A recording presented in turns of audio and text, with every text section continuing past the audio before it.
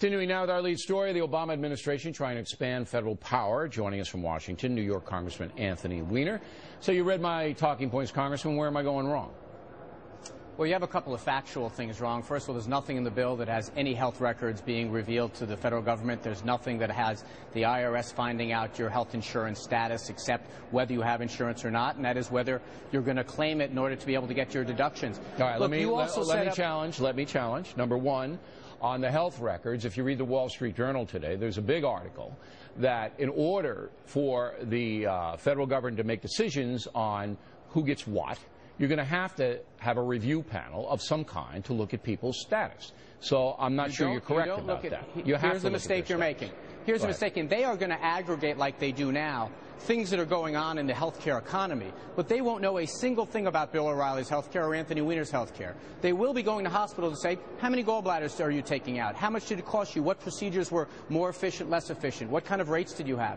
That's not to say that people are going to lose control over their health records is deceptive. It really is. Well, but the point that you're fundamentally making here, wait. If there is a controversy about a procedure and an American, that decision is out of the Americans' hands, out of the doctor's hands. It's in the federal government. No, you're misunderstanding. You're misunderstanding. Right now, for the last 50 years, tomorrow, we're always going to be, since we're big providers of health care, we in the federal government, but to taxpayers with taxpayer dollars, we're always looking at what things work well and what things don't. No different than if the New England Journal of Medicine compiled the records of 10,000 people who had appendicitis and tried to figure out what results work best. We do that all the time. There's nothing in this bill that does what you said, though. And let's be clear, because there's been an enormous amount. I just want to point out that's not what the other side is saying. We'll see how it pans out. There is an enormous, but I'm going to tell you something, Bill. There is an enormous amount that opponents of health care are saying that are just lies. And I'll say that again, that are just lies. We'll see how it pans out. And we have to be careful, but we have to be careful not to have false debates. All right, now the IRS is now going to have to enforce Obamacare. So if you say, flip it, I ain't buying it, then the IRS is the one that is going to make the determination whether you get fined or what happens to you. So again, the IRS is going to have access to information. That is not true. Here's what's going to happen. If you want to, I'm going to explain how the bill works. Right now, under this law as passed the other day, if you want to get the tax credit to buy insurance, you're going to have to say on your tax form whether or not you are already getting it. We're not going to give the tax benefit to someone owning a home who doesn't actually own a home. So you've got to report your address. But if you don't want to buy health insurance, the IRS has to see to it that you do. That's what universal health care is about.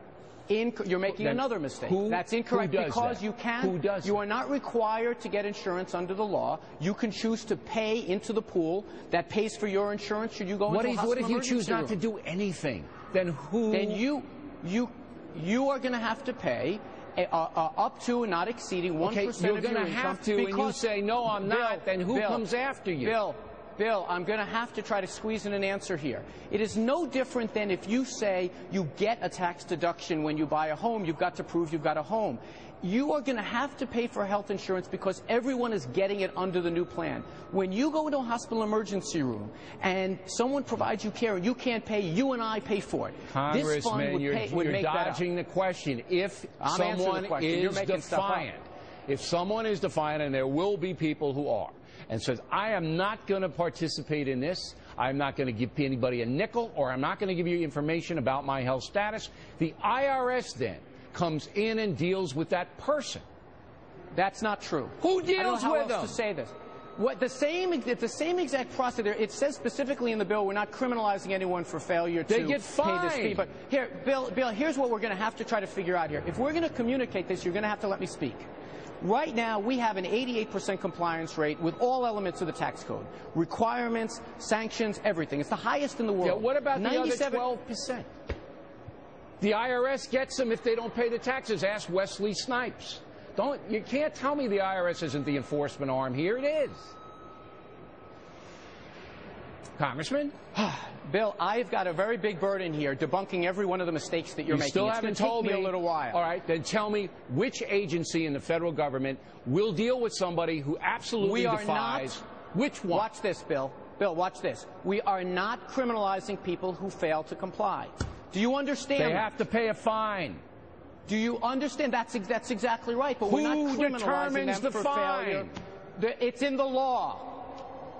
All right, Congressman. I got to tell you something. This is the problem with this debate.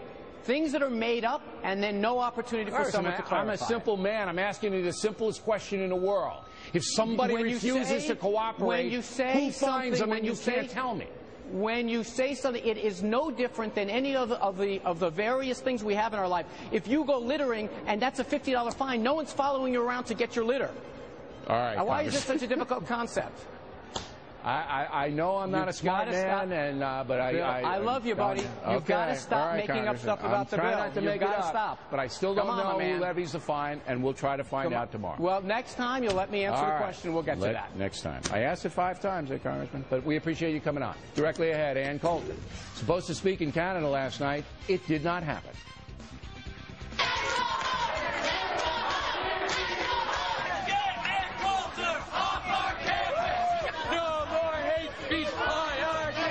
We'll explain the culture controversy north of the border in a moment.